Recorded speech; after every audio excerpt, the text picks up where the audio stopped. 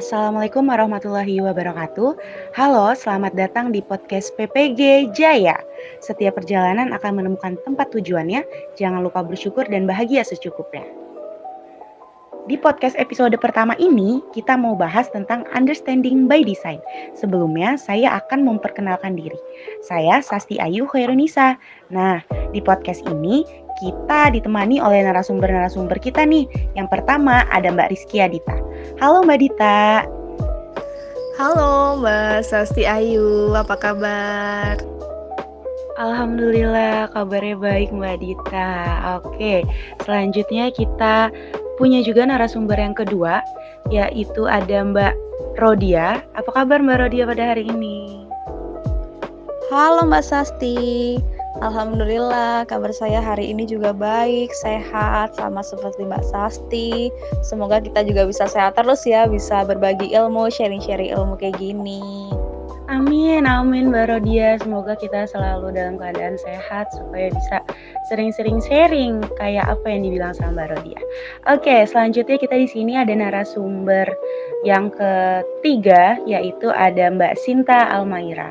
Halo Mbak Sinta, apa kabarnya pada hari ini? Halo Kak Sasti, wah kabarnya baik nih Alhamdulillah. Mbak Sasti juga semoga kabarnya baik selalu ya. Iya Mbak Sinta, semoga kita semua dalam keadaan sehat walafiat. Oke, di podcast kali ini juga kita ada yang menemani nih. Di sini ada Kak Tias. Halo Kak Tias. Halo Kak Sasti, udah sarapan belum hari ini? Udah dong Kak Tias, kita semua di sini udah pada sarapan nih kayaknya. Soalnya kalau dengar dari suaranya sih udah pada semangat-semangat banget ya gitu. Oke, yang terakhir saya akan memperkenalkan nih teman kita juga yang akan menemani kita di podcast kali ini, yaitu ada Mbak Tantri Dewantari. Halo Mbak Tantri. Halo Mbak Sasti. Oke, menurut teman-teman sekalian, teman-teman PPG, materi di podcast perdana kita ini menarik banget pastinya ya, karena kita akan membahas tentang understanding by design nih. Jadi kita akan mengulik secara rinci apa sih understanding by design ini yang berkaitan dengan kurikulum merdeka yang marak banget diperbincangkan di dunia pendidikan pada saat ini. Oke, tanpa basa-basi lagi di sini kita akan mengundang narasumber pertama kita, yaitu Mbak Dita. Menurut Mbak Dita nih UBD itu seperti apa sih Mbak Dita? Oke, yuk Mbak Dita boleh dijelaskan. Oke, terima kasih Mbak Sasti. Ini emang benar-benar topik yang sangat menarik untuk dibicarakan ya, tentang understanding by design, atau kita biasa sebutnya UBD atau UBD gitu. Kenapa menarik? Karena memang jujur saya baru pertama kali mendengar istilah UBD ini ya pada saat perkuliahan PPG Prajabatan ini, bahwasanya oh ternyata ini yang menjadi salah satu referensi pemerintah mengimplementasikan kurikulum merdeka di Indonesia gitu. Dan gimana ya, UBD ini tuh memberikan perspektif baru gitu, bisa dibilang baru, berbeda gitu dengan perancangan desain-desain pembelajaran pada umumnya yang sebelumnya itu udah ada di sistem pendidikan kita. Oke, kan di sini tadi kata Kak Dita, UBD itu baru ya, terus berbeda juga dengan pengembangan yang biasa digunakan oleh guru-guru di perencanaan pembelajaran sebelumnya. Nah, kira-kira itu filosofinya UBD ini seperti apa ya Kak, yang membuat dia ini beda gitu dengan yang lainnya? Nah, oke. Jadi UBD ini itu sebenarnya ada dalam bentuk sebuah buku, Kak. Jadi ada sebuah buku yang berjudul sama, Understanding by Design atau Pemahaman Melalui Desain, itu ditulis oleh 2 orang guru. Jadi 2 orang guru ini dia seorang pengajar di US sana. Mereka memiliki persamaan sudut pandang pengajaran. 2 guru ini adalah Grant Wiggins dan Jay McTighe gitu. Jadi mereka menulislah sebuah buku dengan judul Understanding by Design ini. Jadi buku ini tuh memang sempat viral banget di US sana gitu. Sempat heboh, kontroversi gitulah ya. Karena ya memang isinya itu yang anti mainstream gitu. Jadi dalam buku itu membahas bagaimana kita menjadi seorang pendidik, seorang pengajar, seorang learning designer itu bisa merancang sebuah proses pembelajaran yang menggunakan alurnya itu terbalik atau alurnya mundur gitu, yang biasa dikenal dengan backward design, bukan alur maju seperti pada umumnya.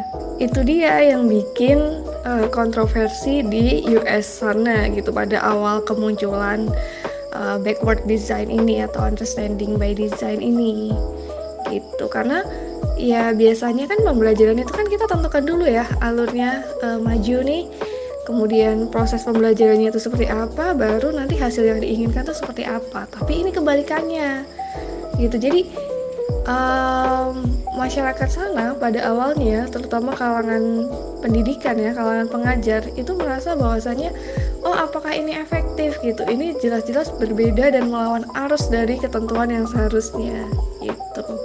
Tapi dua guru ini, si Glenn Wiggins dan Jay McTighe itu, mereka punya sudut pandang yang berbeda. Mereka menganggap bahwasanya untuk merancang sebuah pembelajaran itu ditentukan dari hasilnya terlebih dahulu. Kalau saya sih menganalogikan backward design ini sebagai suatu studi wisata ya. Bisa study tour mungkin, jadi ditentukan dulu destinasinya, kita mau kemana, misalnya mau ke Waikambas, baru setelah itu kita menentukan, oh kita mau ke Waikambas naik apa nih, gitu, menggunakan apa, mau menggunakan bus kah, mobil, motor, atau jalan kaki. Baru setelah itu untuk menuju destinasi tersebut dengan menggunakan kendaraan yang sudah dipilih, kita mau memilih lewat jalan mana, gitu, untuk mencapai destinasi tersebut. Gitu sih Mbak mungkin. Oke, itu tadi penjelasan dari Mbak Dita tentang understanding by design. Ternyata pembahasan understanding by design ini benar-benar menarik ya bagi kita tentunya calon pendidik di masa mendatang. Jadi pada intinya dalam understanding by design ini kita menentukan hasil akhir yang akan dicapai oleh siswa, kemudian barulah kita menentukan langkah-langkah untuk mencapai hasil akhir tadi. Nah, selanjutnya kita akan mendengarkan bagaimana pandangan dari Mbak Rodiah tentang understanding by design. Nah, menurut Mbak Rodiah sendiri, gimana sih Mbak understanding by design itu? Oke, benar ya apa yang dibilang sama Mbak Dita tadi, terus yang disimpulkan juga sama Mbak Tantri terkait apa sih understanding by design, dan ternyata understanding by design itu lebih fokus kepada hasil apa yang mau kita capai gitu kan. Nah, kalau secara definisinya sendiri, pengertian sendiri itu understanding by design atau UBD itu sebuah pendekatan dalam pembelajaran. Pendekatan yang seperti apa? Pendekatan yang menekankan pada tujuan apa sih yang akan kita capai dalam pembelajaran kali ini gitu kan. Nah, namanya pendekatan pembelajaran berarti kita butuh strategi, kita butuh langkah-langkah yang bisa mendukung dari pendekatan pembelajaran tersebut. Nah, tadi udah disinggung tuh sama Mbak Dita, ternyata desain yang bisa kita gunakan untuk understanding by design ini namanya design backward design atau desain berpikir mundur. Nah, desain berpikir mundur itu seperti apa? Nah, desain berpikir mundur itu pertama kita harus menentukan dulu tuh hasil yang mau kita capai itu apa dari pembelajaran kali ini nih. Kita mau peserta didik kita itu punya tujuan khusus yang harus mereka capai, yang harus mereka kuasai, yang harus mereka peroleh. Nah, setelah kita menentukan hasil yang mau kita capai, yang mau kita gapai, kita tentukan bukti-bukti asesmen atau evaluasi seperti apa yang sesuai, yang cocok untuk mencapai tujuan yang kita buat sebelumnya tadi. Nah, kalau kita udah menentukan hasil, menentukan bukti atau evaluasinya, sekarang kita tinggal menentukan langkah-langkah atau strategi yang tepat untuk mencapai tujuan yang udah dibuat. Jadi, secara keseluruhan ada 3 inti dari backward design. Tentukan hasilnya, tentukan evaluasi yang akan digunakan, dan kemudian langkah apa yang harus kita ambil. Begitu. Nah, kalau kata Mbak Dita tadi mengibaratkan backward design ini seperti sebuah perjalanan, seperti sebuah tujuan yang akan kita capai. Nah, kalau dari saya, backward design ini seperti dalam pembelajaran itu, misalnya tujuan kita adalah untuk meningkatkan literasi membaca peserta didik. Nah, kemudian kita harus punya bukti-bukti nih, harus punya pegangan, harus punya bahan evaluasi, bahan penilaian, bahan asesmen apa yang bisa digunakan untuk menentukan bahwa peserta didik itu punya literasi membaca yang cukup bagus, punya literasi membaca yang kurang. Jadi kita harus menentukan bukti-buktinya. Nah, kemudian kalau kita udah tahu tujuannya anaknya mau punya literasi membaca yang bagus, kita udah punya bahan evaluasinya, baru kita menentukan langkah-langkah yang bisa kita gunakan, langkah pembelajaran yang bisa mendukung agar peserta didik tersebut bisa mencapai tujuan tadi, tujuan literasi membaca. Oke, terima kasih Mbak Rodiah dan Mbak Dita yang sudah menjelaskan panjang lebar tentang konsep dari understanding by design. Jadi pada intinya dalam penerapannya kita menggunakan backward design gitu ya Mbak ya. Nah, selanjutnya kita akan mendengarkan bagaimana sih penerapan dari understanding by design yang sudah kita bahas tadi ini oleh guru mapel, yaitu guru mapel biologi. Nah, bener banget nih. Untuk lebih tahu gimana sih penerapan UBD ini oleh guru mata pelajaran, beberapa hari yang lalu saya, Sasti, dan juga Tantri itu berkesempatan untuk mewawancarai Pak Heri. Nah, Pak Heri ini adalah seorang guru mata pelajaran biologi kelas 11 di SMA Negeri 14 Bandar Lampung. Yuk teman-teman PPG, kita dengarkan penjelasan dari Pak Heri mengenai Understanding by Design atau UBD dari sudut pandang seorang guru biologi di SMA Negeri 14 Bandar Lampung.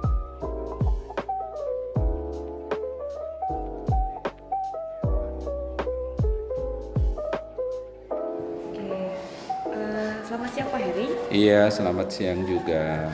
Jadi di sini kami ada tugas di mata kuliah pengembangan kurikulum itu mewawancarai guru pamong tentang understanding by design. Nah, sebelumnya apa Pak Heri pernah mendengar tentang understanding by design ini, Pak? Kayaknya baru kali ini loh Mbak dengar.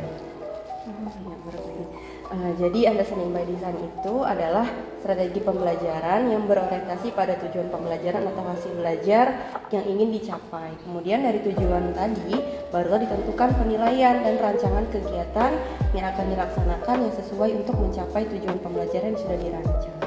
Oh, kalau itu sih kayaknya memang udah kita lakuin Mbak itu. Cuma namanya kayaknya baru dengar. Di RPP gitu udah. Iya, memang langkah-langkahnya itu. Nah, terus misalnya nih Pak, untuk Pak Heri sendiri buat RPP, itu langkah-langkah yang Pak Heri lakukan itu apa Pak biasanya di awal? Buat RPP? Iya. Kalau RPP itu ya pertama kita lihat silabus. Kemudian kita lihat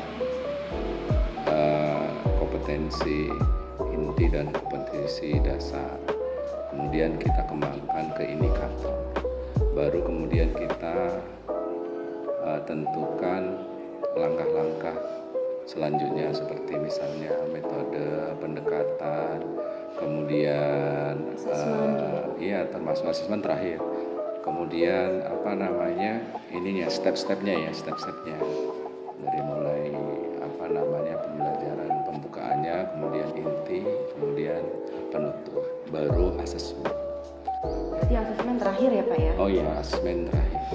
Oke, selanjutnya dalam merancang proses perencanaan tadi, apakah Pak Heri ada mengalami kesulitan ya Pak? Kalau saya sih udah tinggal meneruskan yang kemarin, kemudian ditambahin lagi yang apa namanya misalnya di kelas ini kurang cocok, kita ganti strateginya gitu-gitu aja pendekatannya. Setelah evaluasi gitu ya Pak? Iya. Sudah dibuat evaluasi, diperbarui lagi. Iya. Dari kayak misalnya kata Bapak kan tadi kalau di satu kelas misalnya ada yang tidak cocok, terus itu kan nanti direvisi ya Pak? Nah berarti itu kayak contoh realnya atau solusinya menurut Bapak gimana Pak? Itu ininya sih sebenarnya lebih pada ininya ya Mbak, metodenya sebetulnya. Misalnya di kelas A misalnya itu pendekatannya misalnya dengan diskusi misalnya, sedangkan di tempat yang lain misalnya itu lebih banyak misalnya kepada apa namanya itu membaca sendiri, kemudian Literasi mandiri. literasi mandiri. Ada yang sudah bisa dengan literasi mandiri, tapi ada juga yang belum bisa. Harus kita ini. Menghadapi kesulitan tadi itu kan evaluasi berarti ya Pak? Oh iya. Kan evaluasi. Terus harapan Bapak apa sih Pak ke depannya gitu tentang pengembangan kurikulum ini terutama di Indonesia gitu? Sebetulnya kalau kurikulum itu kita kepinginnya sih ya memang berorientasi pada anak-anak ya, anak atau peserta didik sebetulnya, yang memudahkan mereka, jadi dibuat apa ya sesimpel mungkin lah itu. Kemudian karena simpel, kemudian mereka ini lebih apa namanya ya lebih mudah untuk anak-anak untuk dapat menguasai materi atau kompetensi yang diinginkan. Baik Pak, berarti bisa ditekankan lagi bahwasanya Bapak dalam merancang RPP itu di awal menentukan dulu indikator dan juga tujuan, baru metode-metode dan langkah-langkah selanjutnya hingga ke asesmen gitu ya Pak? Oh iya. Pertama dilihat apa namanya kompetensi yang diinginkan oleh apa namanya itu pemerintah ya, di apa yang diharapkan. Nah itu yang kita harus kejar. Ada nggak sih Pak kayak panduan Bapak dalam membuat RPP gitu Pak? Jadi kayak misalnya step 1 menurut panduan ini harus ini gitu. Oh kalau itu pakai Permendiknas, jadi pakai peraturan Menteri Pendidikan Nasional. Jadi ada langkah-langkahnya, Jadi kita tinggal ngikutin aja, kemudian kita ngembangin aja. Pengembangannya itu lebih pada pendekatannya, kemudian modelnya. Metodenya. Iya. Kalau step-stepnya udah dijelasin, udah baku. Ini. Mungkin cukup sekian untuk hari ini wawancaranya. Terima kasih banyak atas waktu yang telah diberikan oleh Pak Heri di kesempatan siang hari ini. Semoga apa yang Pak Heri sampaikan ini bisa berguna untuk kami mahasiswa dan orang-orang yang lain di bidang pendidikan. Iya, sama-sama. Makasih banget nih buat Pak Heri yang sudah membagi ilmunya atau sharing-sharing tentang pengalamannya selama mengajar biologi di SMA Negeri 14. Selanjutnya, untuk mengenal UBD lebih jauh lagi, kita akan membahas tentang gimana sih penerapan dari UBD itu di mata pelajaran di sekolah, khususnya mata pelajaran biologi. Oleh karenanya kita akan ngobrol-ngobrol nih dengan Mbak Sinta terkait dengan penerapan dari UBD di mata pelajaran biologi. Oke Mbak Sinta, gimana nih penerapan dari UBD ini di mata pelajaran biologi menurut Mbak Sinta? Baik Mbak Sasti, terima kasih atas kesempatannya. Jadi tadi sudah kita bahas tentang understanding by design. Nah, di sini saya akan menjelaskan bagaimana sih langkah-langkah understanding by design itu dalam proses pembelajaran biologi. Nah, understanding by design ini jadi dia mempunyai 3 tahapan. Nah, apa aja sih tahapannya? Nah, 3 tahapan itu ada yang namanya desired result atau hasil yang diinginkan. Kemudian ada evidence and assessment atau bukti penilaian. Kemudian yang terakhir itu ada learning plans atau perencanaan pembelajaran. Untuk tahapan yang pertama pada understanding by design ini yaitu desired result atau hasil yang diinginkan, di mana pada tahapan ini kita berfokus pada transfer pembelajaran. Di tahapan ini juga ada 4 komponen yang ada di dalamnya. Yang pertama itu ada understanding atau pemahaman, kemudian essential question atau pertanyaan utama, lalu student will know, di mana siswa akan memahami materi yang akan diajarkan, dan yang terakhir itu ada yang namanya student will be able to, atau siswa akan mampu untuk melakukan keterampilan. Nah, yang selanjutnya itu yang kedua ada evidence and assessment atau bukti penilaian. Pada tahapan ini nih kita berfokus pada pembuatan tugas kinerja, kemudian tes, lalu ada juga kuis, observasi, dan lain-lain. Nah, tahap yang terakhir di understanding by design itu ada learning plans. Pada tahapan ini kita berfokus pada langkah-langkah pembelajaran yang akan dilakukan oleh guru dan juga peserta didik. Begitu, Kak. Wah, menarik banget ya penjelasan tentang UBD kita hari ini. Kalau dilihat dari hasil wawancara kita dengan guru mata pelajaran biologi, itu kan hanya menerapkan di bagian awalnya saja, seperti menetapkan tujuan pembelajaran. Baru setelah itu mereka menentukan bagaimana proses pembelajaran dan diakhiri dengan perencanaan asesmen. Jadi sedikit berbeda ya dengan stage-stage yang sudah dijelaskan oleh Mbak Sinta, Mbak Rodia, dan Mbak Dita tentang UBD tadi. Gimana nih Mbak Sasti dan Mbak Tantri? Atau mungkin dari Mbak Rodia, Mbak Sinta, dan juga Dita mau berpendapat?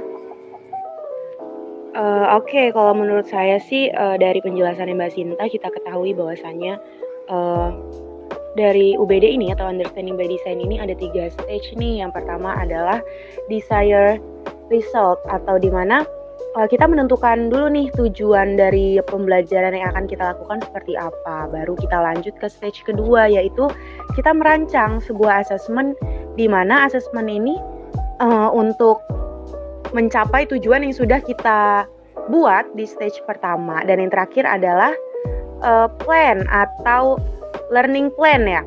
Tadi kata Mbak Sinta bahwasanya kita harus merancang juga bagaimana nih planning yang akan kita berikan kepada peserta didik agar tujuan tadi tercapai. Nah, kalau kita bandingkan dengan wawancara yang sudah kita lakukan kepada Pak Heri tadi, bahwasanya Pak Heri menegaskan memang di awal tujuan itu sudah dibuat gitu atau sudah ditentukan. Akan tetapi mungkin ada perbedaan ketika merancang asesmen, di mana Pak Heri masih merancang asesmen itu di akhir. Sedangkan kalau UBD, asesmen itu dirancang setelah menentukan tujuan, seperti itu. Menurut saya pribadi, tadi kan Pak Heri sudah menjelaskan ya tentang penerapan UBD di sekolah, bahwa menurut beliau tujuan pembelajaran memang sudah ditetapkan dari awal, kemudian disusul oleh rencana atau langkah-langkah kegiatan, kemudian barulah beliau menentukan asesmen gitu. Nah, kalau menurut saya dari strategi yang dibuat tadi alangkah lebih baik ketika asesmen tadi diletakkan di tengah-tengah kerangka strategi pendekatan pembelajaran tadi. Jadi ketika sudah menentukan hasil akhir yang akan dicapai oleh siswa, kemudian guru akan menentukan bagaimana hasil akhir itu dapat dicapai oleh siswa, bagaimana bentuk penilaiannya. Nah, kemudian dengan ditentukan bentuk penilaian, barulah bagaimana sih kita menyusun langkah-langkah pembelajaran supaya penilaian dan hasil akhir tadi itu dapat tercapai gitu. Jadi susunannya alangkah lebih baik jika tujuan, asesmen, baru langkah-langkah pembelajaran disusun secara hierarkis. Seperti itu. Iya, saya sih berharap para guru di Indonesia ya, termasuk kami semua, kita semua yang ada di podcast ini, para calon guru profesional insya Allah, kedepannya mampu untuk menerapkan understanding by design dalam merancang suatu pembelajaran. Kenapa? Karena ketika hasil itu sudah ditentukan di awal, arah pembelajaran peserta didik, gitu, apa yang akan dicapai oleh peserta didik itu jelas, gitu. Jadi istilahnya nggak ngalor ngidul gitu pembelajarannya. Kemudian setelah itu, setelah menentukan hasil, dirancang juga asesmennya, penilaiannya yang bisa mengantarkan peserta didik itu untuk mencapai hasil tersebut, baru langkah-langkahnya. Karena kadang yang terjadi ya, ketika langkah-langkah itu disusun lebih dahulu, kemudian atau seperti tadi yang disampaikan oleh salah satu guru di SMA Negeri 14 Bandar Lampung, beliau meletakkan asesmen itu di akhir. Nah, itu sering terjadi, asesmen itu tidak mampu mengantarkan peserta didik untuk mencapai hasil yang diinginkan. Jadi kadang hasilnya apa, ternyata asesmen yang dipilih itu tidak mampu untuk mencapai itu gitu. Jadi penerapan understanding by design ini memang sangat bagus sekali ya gitu untuk diterapkan di sistem pendidikan kita, di kurikulum Merdeka yang terbaru ini. Gitu harapannya ya, agar pendidikan di negara kita itu bisa jadi lebih maju. Gitu sih Mbak, mungkin dari saya. Nah, saya setuju banget nih dengan harapan-harapan Mbak Dita. Saya juga berharap yang sama. Harapannya guru-guru di Indonesia juga bisa menerapkan understanding by design. Karena apa? Karena kita juga menginginkan produk-produk hasil generasi yang unggul, yang mampu bersaing dengan orang-orang di luar sana yang memiliki kemampuan, memiliki keterampilan yang baik, sehingga dengan diterapkannya understanding by design ini menjadi alternatif solusi untuk bisa memperbaiki kualitas pendidikan yang ada di Indonesia dengan memperbaiki terlebih dahulu kualitas pembelajaran di dalam kelasnya. Begitu kira-kira menurut pendapat saya. Nah, saya setuju banget nih dengan harapan-harapan Mbak Dita. Saya juga berharap yang sama. Harapannya guru-guru di Indonesia juga bisa menerapkan understanding by design. Karena apa?